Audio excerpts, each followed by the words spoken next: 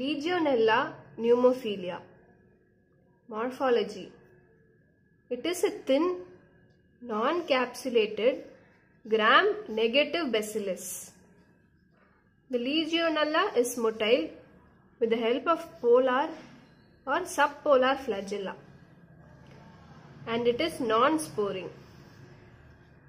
The Legionella is stained better by silver impregnation method, and it is visualized by direct fluorescent antibody staining DFA with monoclonal or polyclonal sera.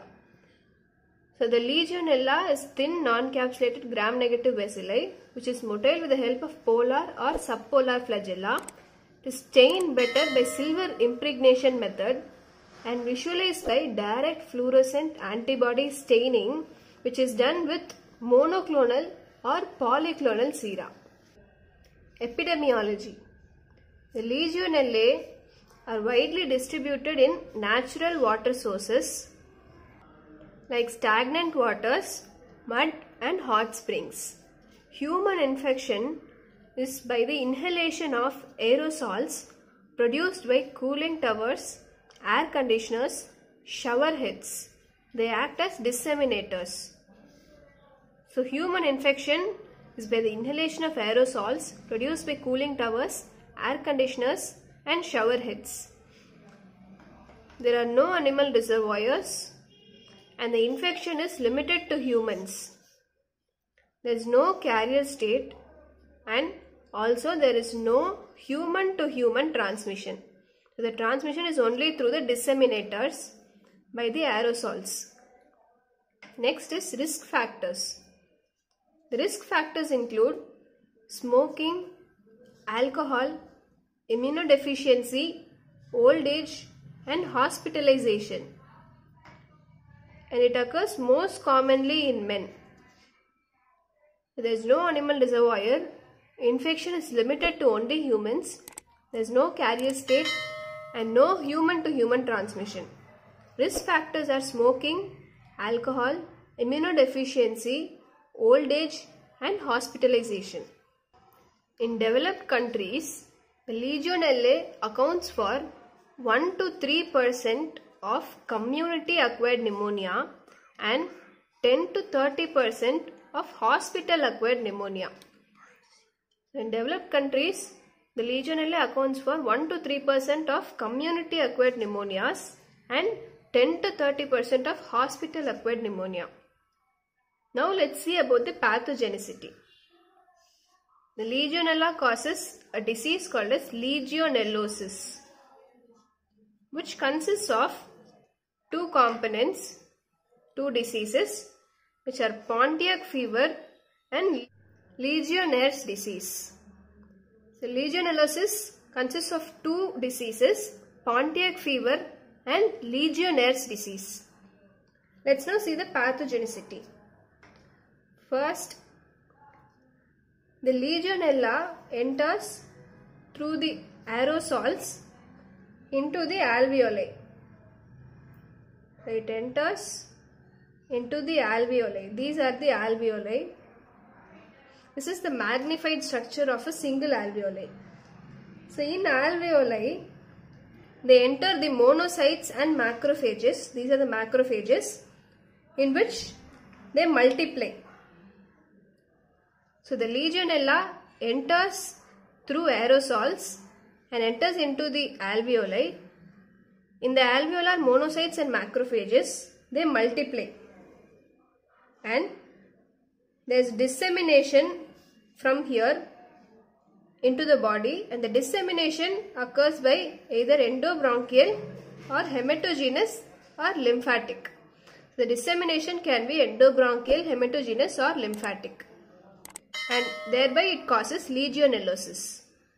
So let's now see about the two diseases of legionellosis, Legionnaire's disease and Pontiac fever. First, Legionnaire's disease. The clinical manifestations of this disease is fever, non-productive cough, dyspnea. If it is rapidly progressing and if it is not treated, it can lead to atypical pneumonia. So Legionella is a common cause of atypical pneumonia. The clinical features of Legionnaires disease are fever, non-productive cough and dyspnea.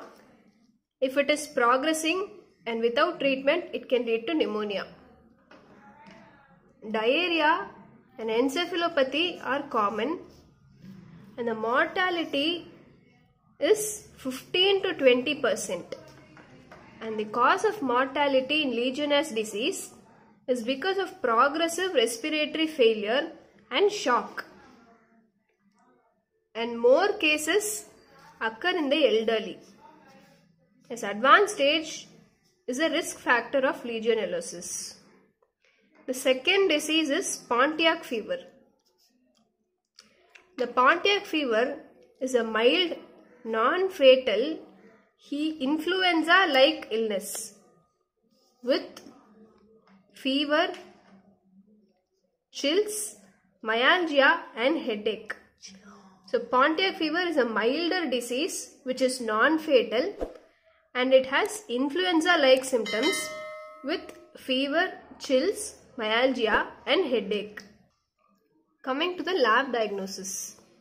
First, demonstration of the Legionella. The demonstration is done in specimens which are sputum, bronchial aspirate and lung biopsy.